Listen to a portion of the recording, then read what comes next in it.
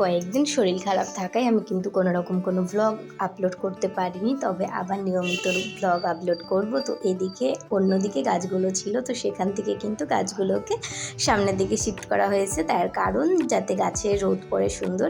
আর আজকে কিন্তু গাছে বেশ সুন্দর ফুল ফুটেছে, এর সঙ্গে একটুখানি ফুরফুরে হাওয়া হচ্ছে, যেহেতু এখন বিকালবেলা খুব সুন্দর লাগছে কিন্তু বাইরেটা। আর জানোই তো তোমরা যারা আমার ভিডিও দেখো, আমার কাজ প্রত্যেক দিন ওই গাছে কী ফুল ফুটলো কী ফল ফুটলো সেই সমস্ত কিছু চেক করা।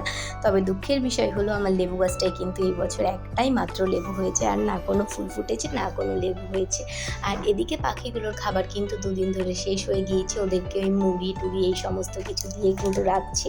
তবে আজকে রাতে গিয়ে অবশ্যই পাখিদের খাবারটা নিয়ে আসবো। ওইদিকে বিভান তো এখন খেলাধুলো করছে, আর ওই যে বললাম কয়েকদিন শরীর খারাপ থাকায় তো এখন দিদাও একটুখানি এসছে, কারণ দেখাশোনা করার মতন সেরকম কেউ নেই। মাও এসেছিলো, মা এসে তো দুপুরবেলায় চলে গিয়েছে, যেহেতু মায়ের বাড়িতে কাজ আছে সেই কারণে কিন্তু মা চলে গিয়েছে। আর দিদা আছে, মা মাসি প্রায় প্রত্যেকে এসছে, প্রত্যেকেই ফোন করে খোঁজ নিয়েছে। আর এদিকে বিভান এখন ওই জল নিয়ে একটুখানি খেলাধুলো করছে। আর বিকালবেলার থেকে প্রায় সন্ধ্যেবেলার দিকে আমরা একটুখানি বেরিয়েছিলাম বাজারে, তার কারণ সামনেই তো ওই নববর্ষ আসছে, সেই কারণে কিন্তু এখন চৈত্র সেল চলছে। আর চৈত্র সেলে বাজার করবো না এটা তো হতেই পারে না। গৌতম বললো চলো দিদার জন্য একটা শাড়ি কিনে নিয়ে আসি, সেই কারণেই কিন্তু আজকে বেরিয়েছি। আর বেরোতে বেরোতেই কিন্তু আমরা টোটো পেয়ে গিয়েছিলাম। প্রথমে আমরা ভেবেছিলাম এই শ্যামল কুমার মধুকে কিছুটা জামা কাপড় দেখবো বিভানের বাবার জন্য, তবে সেখানে না দাঁড়িয়ে আমরা কিন্তু সোজা রঙ্গোলিতে গিয়েছিলাম। রঙ্গোলির বয়েজ সেকশনে সেখানেও কিন্তু সেল চলছিল, আর ওটা যাওয়ার পথে দেখব। তবে আপাতত আগে যেখানে যাচ্ছি শাড়ি কিনতে, আগে শাড়িটা কিনে নিই, তারপর না হয় ওখানে যাব। আর সামনে শাড়ি টানানো দেখে তো ভীষণ ভালো লাগছে। শাড়ি পরি না এটা ঠিক আছে, কিন্তু চোখের সামনে শাড়ি দেখলে কিন্তু মনটা আমার এমনিই ভালো হয়ে যায়। তো আজকে আমি রেডি হয়েছিলাম এরকমভাবে। আর খুব বেশি সাজ আমার একদমই পছন্দ হয় না, তবে গৌতম সবসময় বলে যে লিপস্টিকটা পরবে, ওই কারণেই লিপস্টিকটা পরা আর কি। এরপর আমরা কিন্তু দোকানেও ঢুকে যাই, দোকানে ঢুকে চারিপাশটা দেখছিলাম কোথায় কি আছে, মানে কোন জামা কাপড় কোথায় কি আছে, কি কি শাড়ি আছে। তো তারপর দেখলাম যে এখানে কিছু শাড়ি ঝুলানো আছে, তবে এগুলো বয়স্ক কালারের মধ্যে তো একদমই পড়ছে না, কাউকে গিফট দিতে পারো বা তোমরা নিজেরা পরতে পারো তবে ঠিক আছে, তবে দিদার জন্য এই শাড়িগুলো ঠিক মানাবে না, সেই কারণে কিন্তু এগুলো নিলাম না। এরপর আমরা একটুখানি অন্য শাড়ি দেখছিলাম, তবে তার আগে যেহেতু সামনে একটু আয়না দেখলাম, আয়না দেখে ঢং তো করতেই হবে, তা না হলে কি চলে। এবার এখানে কিন্তু বিমান এখন খেলাধুলো করছে, তার কারণ বিমান খেলাধুলো করতে ভীষণ ভালো লাগে, বড় যেহেতু জায়গা পেয়েছে। আর বিমান কিন্তু বিমানের একটা বন্ধুও পেয়েছে, তারাও তারপর একটু পরে ওর সঙ্গে আলাপ করাচ্ছে। এই শাড়িটা দেখো, এই শাড়িটাও কিন্তু বেশ সুন্দর।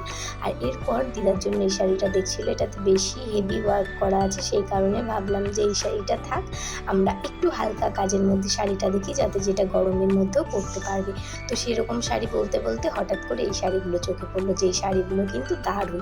দামটাও যে খুব বেশি তা না, ওই 1000-এর মধ্যে দাম, তবে শাড়িগুলো কিন্তু দেখতে ভীষণ সুন্দর এবং পরলেও মনে হচ্ছে খুব কমফোর্টেবল ফিল হবে। আর ওই যে বললাম বিমানের নতুন এক বন্ধু হয়েছে, এই যে সেই হচ্ছে এই বন্ধু। এই দুজন মিলে তো গোটা দোকানকে মাতিয়ে রেখেছিল।